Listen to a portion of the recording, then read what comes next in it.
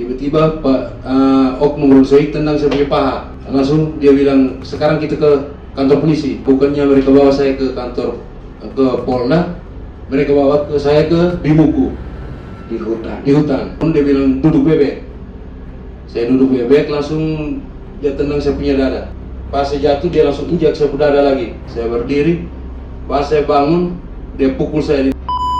Kalau bagi saya dengan keluarga saya, Ibda Rusdoik adalah seorang penjahat, bukan pahlawan, itu penjahat. Saya cuma pesan ke Beni Karman dengan Ibu Saraswati, tolong perhatikan yang dibawa, jangan dengar cuma sepihak. Rusdoik itu bukan pahlawan tapi penjahat. Bersyukur kau polisi, karena saya hargai kau seragam, itu karena kau polisi. Sampai sekarang ini saya masih rasa sebenarnya. Sampai istri dan anakku masih trauma. Saya masih hargai kau para polisi. Kau bukan buka skop seragam, baru ketemu dengan saya. Rakyat Indonesia, masyarakat kecil belum mengerti makna kemerdekaan. Berkenaan di hati Bapak.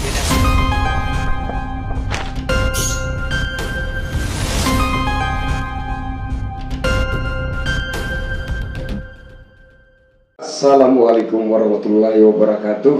Salam sejahtera, shalom, om swastiastu, namo buddhaya, salam kebajikan. Jumpa lagi dengan saya Krisyanto Yen Oni. Kali ini saya berjumpa dengan abang, siapa namanya bang? Ismail Patisanga. Ismail Patisanga. Sepertinya saya sudah pernah dengar di media, saya sudah pernah membaca nama abang Ismail di media ya, berita. Abang pernah terlibat kasus trafficking? Tidak pernah. Tidak pernah. Oke, nanti kita gali lebih jauh ke sana. Jadi saudara-saudaraku sebangsa setanah air, ini adalah abang Ismail Patisanga yang punya keterkaitan tertentu dengan suatu kasus ya, yang ada kaitannya dengan Ibda Rudisoik. Ibda Rudisoik yang belakangan ini sedang fenomenal, yang oleh pandangan publik hari ini beliau adalah seorang pahlawan, konon pahlawan pembongkar jaringan mafia BBM dan juga pahlawan pembongkar jaringan tindak pidana perdagangan orang. Seperti apa kebenaran sejati tentang Rudisoik ini akan kita gali perlahan-lahan. Dan hari ini saya berjumpa dengan abang Ismail Patisanga dalam rangka investigasi. Oke, abang Ismail, apa kabar? Baik abang. Santai aja, relax. Abang kenal namanya Ibda Rudisoik? Kenal abang? Kenal. Sejauh mana abang mengenal Ibda Rudisoik? Apa yang melatar belakangi pertemuan dengan Ibda Rudisoik? Apa yang membuat abang itu mengenal Ibda Rudisoik? Itu saya dianiaya. Dianiaya. Dianiaya oleh oknum Ibda Rudisoik. Dianiayanya seperti apa? Saya dijemput di rumah saya di belakang gereja Kota Baru, bawa saya sampai di hutan Bimuku, dan dianiaya saya, disuruh duduk bebek, ditendang, diinjak, dan dipukul. Dijemput, Di dibawa ke hutan Bimuku. itu bukan jemput, itu penculikan. Itu bukan jemput, itu penculikan. Oke. Ketika abang didatangi oleh Ibda Rudisoik, jadi kita akan bongkar ini apakah benar seperti anggapan publik hari ini bahwa Ibda Rudisoik adalah seorang pahlawan, atau seperti apa sejatinya Ibda Rudisoik. Akan kita bongkar perlahan-lahan. Ini adalah abang Ismail Patisanga, dan setelah ini saya juga akan menjumpai beberapa orang yang juga merupakan korban dari tindakan kesewenang-wenangan oknum Ibda Rudisoik. Konon Ibda Rudisoik ini setiap kali mendatangi targetnya dia selalu mengatakan bahwa saya Ibdarudisoi adalah representasi negara. Kira-kira seperti itu. Oke. Saya pengen tahu ketika Abang Ismail didatangi oleh Ibdarudisoi. Iya. Apakah kala itu Ibdarudisoi menunjukkan surat tertentu? Tidak ada. Tidak ada. Tidak ada. Masa tidak ada? Tidak ada sama Karena sekali. seorang polisi ketika melakukan tugas tertentu itu dibekali surat perintah dari institusi. Coba Abang ingat-ingat kembali, apa benar tidak ada Tidak ada sama sekali. surat perintah penangkapan atau surat perintah penyelidikan dan penyidikan? Tidak ada. Tidak ada sama Tidak ada sekali. Ketika Ibdarudisoi datang mengambil Abang, saya nggak mau pakai frasa menjemput karena saya dengar pengakuan Abang sendiri tadi itu bukan mode dari menjemput, bukan mode menjemput itu adalah penculikan menurut saya. Iya. Oke. Bisa tidak Abang menceritakan sedikit kronologis ketika didatangi oleh Ibdarudisoi gitu? Bisa. Waktu itu sekitar jam 12:30 malam. Waktu itu saya di rumah. Tiba-tiba saya dengar ada orang panggil saya, Ismail. Jadi saya menyahut. Mereka bilang buka pintu. Jadi pikiran saya itu teman saya. Saat saya buka pintu, mau buka pintu, saya dengar ada bisikan dari luar. Mereka bilang pisau dan pistol tadi bawa tidak. Pisau dan Pistol bawa tidak. Jadi saya bilang ini siapa? Akhirnya saya tidak buka juga salah, buka juga takut. Dengan terpaksa saya buka pintu. Tiba-tiba mereka langsung masuk. Mereka masuk ke dalam rumah. Mereka tanya, Tony Seran mana? Saya bilang tidak tahu. Mereka geledah saya ke rumah. Saya bilang, abang mereka dari mana? Mereka bilang kami dari Polda. Saya bilang iya abang, kalau abang mau tanya informasi tanya baik. Tiba-tiba Pak Oknum Rusoi tendang saya punya paha. Dia bilang kau duduk. Akhirnya saya bilang iya abang kalau mau tanya informasi tanya baik. Mereka bilang langsung, dia bilang sekarang kita ke kantor polisi. Jadi akhirnya saya ikut. Saya bilang iya abang. Bukannya mereka bawa saya ke kantor ke Polda, mereka bawa saya ke Bimuku di hutan. Nah, sampai di tengah jalan mereka dia suruh saya turun. Berhenti oto, dia bilang turun. Jadi saya turun, dia bilang duduk bebek. Saya duduk bebek, langsung dia tendang saya punya dada. Sejauh itu Abang belum tahu sama sekali apa masalahnya. Mereka tanya Tony Seran. Hanya tanya Tony Seran. Dan Abang menjalani itu semua, menerima perlakuan itu semua tanpa mengetahui apa musababnya. Tidak tahu. Ya, lanjutkan. Jadi dia tendang saya punya dada. Pas saya jatuh dia langsung injak saya punya dada lagi. Injak saya punya dada, dia bilang berdiri sudah. Saya berdiri. Pas saya bangun, dia pukul saya, dia bilang kau mengaku sudah. Di mana Tony Seran? Saya bilang tidak tahu. Dia bilang kau ini pemain TPPO. Saya bilang saya tidak tahu itu. Saya ojek di depan gereja Kota Baru. Kalau abang tidak percaya, tanya orang-orang di depan gereja Kota Baru situ. Dia paksa saya harus mengaku, bilang saya harus tahu keberadaan Tony Seran. Oke, cukup. Intinya semacam ada paksaan untuk Abang Ismail itu harus mengakui bahwa Abang itu mengetahui siapa Tony Seran. Iya. Oke. Abang sendiri tahu tidak tentang Tony Seran? Saya kenal dia. Kenal. Abang kenal Tony Seran sebagai apa? Kenal biasa saya. Kenal biasa. Tidak mengetahui backgroundnya, dia sebagai apa? Tidak tahu. Dia mengerjakan apa? Tidak tahu sama sekali. Tapi Abang dipaksa untuk menceritakan informasi sedetailnya tentang Tony Seran. Kira-kira begitu. Mereka tanya keberadaannya Tony Seran. Tony Seran. Oke. Kemudian kira-kira kenapa Abang sampai dituduh seperti itu? Saya tidak tahu apa-apa. Tidak tahu apa-apa. Masa Abang tidak tahu apa-apa? Saya tidak tahu apa-apa. Waktu itu saya ojek. Oke. Jadi begini Bang, bagaimanapun juga hari ini publik menyorot Ibda Rudi Soik dengan pandangan bahwa Ibda Rudi Soik adalah seorang pahlawan pembongkar mafia, pembongkar jaringan mafia. Bagi abang sendiri, seperti apa Ibda Rudi Soik itu? Apakah benar seperti pandangan publik hari ini bahwa Ibda Rudi Soik adalah seorang pahlawan pembongkar jaringan mafia, atau seperti apa? Bisa abang ceritakan sedikit? Kalau bagi saya dengan keluarga saya, Ibda Rudi Soik adalah seorang penjahat. Itu penjahat, bukan pahlawan. Bukan pahlawan, itu penjahat. Karena kita hargai itu seragamnya. Tapi itu penjahat. Wow, ini luar biasa sekali, luar biasa sekali. Yang kita hargai adalah seragamnya. Tapi orangnya itu penjahat. Oke, ini luar biasa sekali. Oke, kita lanjut sedikit soal ini, soal pandangan publik hari ini.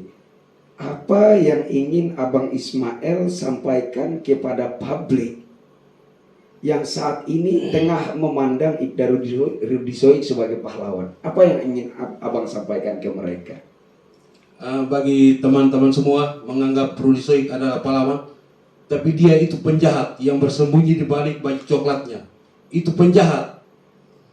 Karena saya pernah alami, saya pernah ditindas, saya pernah diinjak, dipukul. Seandainya sebagai seorang polisi, tidak mungkin melakukan hal seperti itu. Oke, abang punya keyakinan bahwa seorang aparat penegak hukum tidak mungkin melakukan tindakan sekeji itu, begitu? Karena polisi mengayomi dan melindungi masyarakat. Oke. Jadi abang menganggap bahwa pandangan publik hari ini terhadap Ibda Rudi Soik adalah sebuah kekeliruan. Iya, betul. Oke. Harapan Abang Ismail terkait PTDH, pemecatan tidak dengan hormat. Apa pandangan abang tentang itu? Itu mungkin hukumannya. Itu karena dia memang penjahat. Dan saya bersyukur kalau dia kena dipecat. Oke. Lebih bagus dikeluarkan dari institusi kepolisian. Lebih bagus. Karena itu penjahat itu. Oke. Saya melihat sepertinya Abang Ismail punya satu traumatis yang begitu dahsyat ya. Punya satu traumatis yang begitu luar biasa setiap mengingat Ibda Rudi Soik, begitu ya. Karena selama 10 tahun ini sampai sekarang kalau dengar ini Rudi Soik punya nama, saya masih tersakit. Masih terlalu sakit. Dan istri anak saya juga masih trauma sampai sekarang. Tapi kan Ibda Rudi Soik sudah dipenjara atas kasus penganiayaan terhadap diri abang. Tapi tidak dengan yang saya alami. Tidak. Hukumannya tidak dengan yang saya alami, saya rasakan. Dan apakah sejauh ini Ibda Rudi Soik itu pernah meminta maaf? Tidak ada sama sekali sampai sekarang. Tidak ada sama sekali. Dan dia selama ini dia menganggap dia diri itu benar. Selama ini menganggap dirinya benar. Dan mereka menganggap bahwa kami keluarga ini memfitnah dia. Oke, saya dengar-dengar juga katanya dia sampai saat ini masih bersikukuh bahwa dirinya ketika itu hanya menjadi korban kriminalisasi, begitu. Iya, betul lah. Tapi karena saya merasakan, mungkin publik menganggap bahwa kami keluarga memfitnah Rudi Soik, tapi itu tidak benar karena saya yang merasakan ini dari siksaan Rudi Soik itu. Intinya begini ya, saudara-saudara. Hari ini saudara-saudara boleh memandang Ibda Rudi Soik adalah pribadi yang luar biasa, tapi itu karena saudara-saudara bukan yang mengalami perlakuan kesewenang-wenangan, tindakan kekerasan oknum Ibda Rudi Soik. Saudara-saudara bukan yang mengalami itu. Nah, kita akan investigasi nanti dengan masyarakat yang lainnya juga yang pernah mengalami perlakuan seperti itu dari oknum Ibda Rudi Soik. Eh, Bagaimana abang memandang Pak Beni Kaharman yang juga secara tegas menyampaikan bahwa Ibda Rudi Soik adalah seorang pahlawan. Bagaimana abang memandang Pak Beni Kaharman?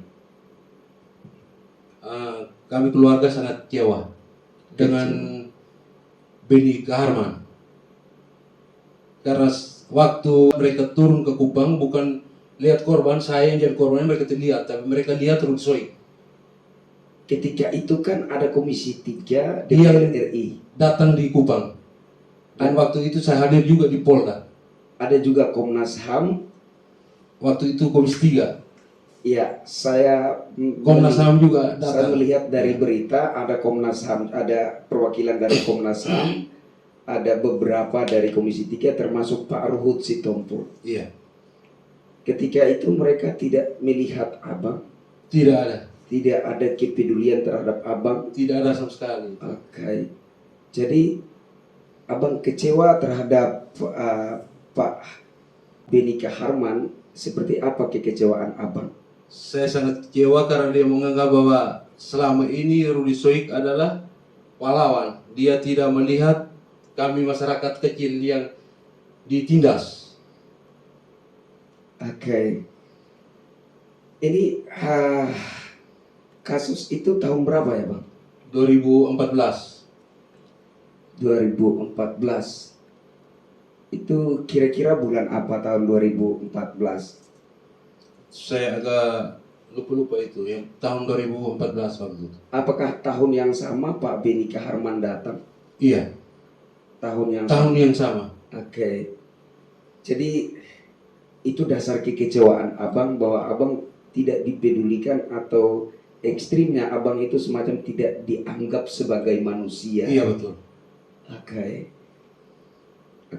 Kemudian selain Pak Beni Harman itu ada juga Ibu Saraswati Joyo Hadikusumo. Konon dia itu keponakannya Presiden Prabowo Subianto. Dan Ibu Saraswati juga sama, sepertinya menyampaikan informasi ke publik bahwa Ibda Rudi Soik adalah seorang pahlawan. Ibu Saraswati ini tidak tahu apa-apa tentang kita entitas ini. Dia hanya duduk di sana, duduk enak. Kita di sini ya rasakan. Termasuk saya yang jadi korbannya. Ibu Saraswati tidak tahu apa-apa. Tidak tahu apa-apa. Saya ini yang jadi korbannya. Oke. Makanya kita lihat dari berita, kami keluarga sangat kecewa sekali. Oke. Seandainya, ini pertanyaan terakhir ya bang. Seandainya ada kesempatan untuk kita duduk bersama, berhadap-hadapan muka dengan muka. Ada Ibda Rudi Soik, ada abang, mungkin yang ditemani sama saya. Ada Pak Beni Harman, ada Ibu Rahayu Saraswati Joyo Hadikusumo. Apa yang ingin abang sampaikan ke mereka? Saya cuma pesan ke Beni Kaharman dengan Ibu Saraswati, tolong perhatikan yang dibawa. Jangan dengar cuma sepihak. Dengar sepihak maksudnya? Dengar dari Rudi Soik saja. Hanya dari sisi Rudi Soik saja. Tapi lihatlah yang ke bawah. Lihat masyarakat kecil di bawah. Karena saya merasakan dan selama ini juga tidak ada yang tanya tentang ini tentang saya. Tidak ada yang tentang tentang saya. Baik. Saya berharap abang bisa ikut dalam perjuangan kemanusiaan ini. Saya memandang ini adalah perjuangan kemanusiaan untuk mengungkap ke publik siapa sesungguh-sungguhnya Rudi Soik ini. Saya siap. Oke. Saya akan siap. Terima kasih banyak untuk itu bang. Jadi sekali lagi saya minta abang tegaskan kepada publik, kepada saudara-saudara kita, apa benar Ibda Rudi Soik seperti di pandangan mereka ataukah seperti apa? Saya ingin abang kasih penegasan. Ibda Rudi Soik, tapi itu saya bilang itu penjahat. Rudi Soik itu bukan pahlawan tapi penjahat. Bersyukur kau polisi itu. karena saya hargai kau seragam. Itu karena kau polisi. Sampai sekarang ini saya masih rasa sebenarnya. Sampai istri dan anak masih trauma. Saya masih hargai kau karena polisi. Coba kau buka skop seragam, baru ketemu dengan saya. Goblok. Oke. Cukup. Cukup. Abang merasa sudah cukup unek-uneknya? Sudah. Oke, saudaraku sebangsa setanah air, saya pikir cukup perjumpaan kita kali ini dengan Abang Ismail Patisanga, salah seorang oknum masyarakat yang menjadi korban penganiayaan, korban penculikan, tindakan kekerasan, penganiayaan Ibda Rudi Soik, dan oleh kasus itulah Ibda Rudi Soik menjadi terpidana. Ibda Rudi Soik dipenjara. Jadi semoga ini bisa menjadi referensi untuk saudara-saudara agar bisa punya satu pandangan yang adil, tidak serta-merta memandang Ibda Rudi Soik sebagai pahlawan, kemudian di sisi masyarakat yang mengetahui seperti apa sejatinya Ibda Rudi Soik dijustifikasi sebagai oknum yang pihak yang membela mafia tertentu. Seperti apapun itu, kita akan bongkar perlahan-lahan sehingga semua ini akan terbuka untuk publik, terbuka untuk seluruh masyarakat Indonesia. Saya Kristianto Uni dan Abang Ismail Patisanga mohon pamit undur diri. Sampai ketemu lagi dengan saya di tayangan berikutnya. Wassalamualaikum warahmatullahi wabarakatuh. Salam sejahtera, shalom, Om Santi Santi, Santi Om, Namo Buddhaya, salam kebajikan, salam kemanusiaan, salam pencari keadilan. Bravo.